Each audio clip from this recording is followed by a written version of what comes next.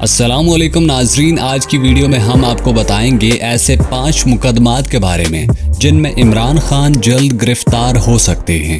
سابق وزیر اعظم عمران خان کے خلاف پاکستان کی مختلف عدالتوں میں درجنوں کیسز زیر سماعت ہیں۔ قانونی ماہرین کے مطابق وزارت عظمیٰ سے الگ ہونے کے بعد کسی بھی وزیر اعظم کو ماضی میں اتنے کیسز کا سامنا نہیں کرنا پڑا۔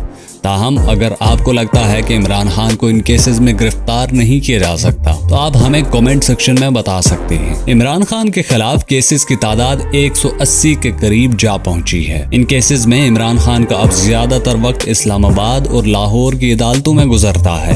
ان کی قانونی ٹیم کے وکلاء روزانہ کی بنیاد پر مختلف عدالتوں میں پیش ہوتے ہیں، جن میں سول سیشن عدالتوں کے علاوہ انسداد دہشت گردی، احتساب، اسپیشل جج سینٹرل ہائی کورٹ اور سپریم کورٹ بھی شامل ہیں۔ 9 مئی کو عمران خان کی گرفتاری کے بعد انہیں ضمانت پر رہا کر دیا گیا، لیکن ان کے خلاف مزید نئے مقدمات درج ہوئے اور انہیں اس روز ریاستی اداروں پر ہونے والے حملوں کا منصوبہ ساز بھی قرار دیا گیا۔ 9 مئی کو عمران خان کی گرفتاری کے بعد انہیں ضمانت پر رہا تو کر دیا گیا، لیکن ان کے خلاف مزید نئے مقدمات درج ہوئے اور انہیں اس روز ریاستی اداروں پر ہونے والے حملوں کا منصوبہ ساز بھی قرار دیا گیا۔ اگرچہ انہیں اس کے بعد اب تک گرفتار نہیں کیا گیا، لیکن قانونی ماہرین کے مطابق بہت سے کیسز ایسے سٹیج پر موجود ہیں کہ کسی بھی وقت عمران خان کی گرفتاری ممکن ہے، جس کے بعد انہیں ایک سے دوسرے اور دوسرے سے تیسرے کیس میں گرفتار کر کے طویل عرصے تک جیل میں رکھا جا سکتا ہے۔ نمبر 1، توشہ خان فوائداری کیس۔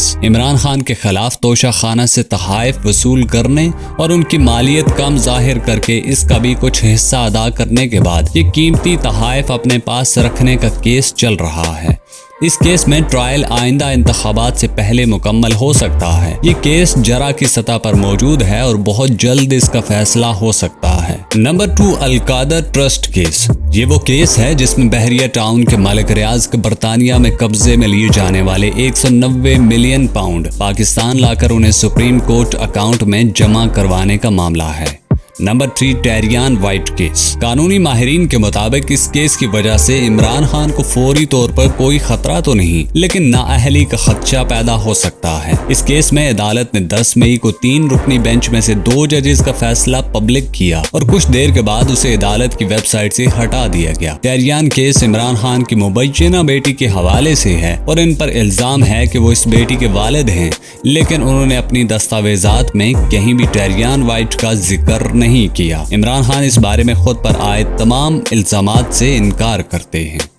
Number 4، cipher case. امریکہ اور پاکستان کے درمیان تعلقات کے حوالے سے اہم معاملہ سائفر کا ہے، جو اس وقت وفاقی تفتیشی ادارے FIA میں زیر تفتیش ہے۔ قانونی ماہرین کے مطابق اس کیس میں عمران خان کے خلاف سخت ایکشن لیا جا سکتا ہے، کیونکہ آفیشل سیکرٹ ایکٹ ایک بہت بڑا معاملہ ہے۔ ماہرین کے مطابق دوران تفتیش عمران خان اپنے موقف درست انداز میں پیش نہ کر سکے تو انہیں گرفتار کیا جا سکتا ہے۔ نمبر 5، 9 مئی کے کیسز۔ عمران خان کے خلاف اس وقت 9 مئی کے حوالے سے مختلف کیسز کی سماعت جاری ہے، جس میں ان پر الزام ہے کہ انہوں نے 9 مئی کے واقعات کی منصوبہ بندی کی اور ریاستی اداروں پر حملوں کو منظم کیا۔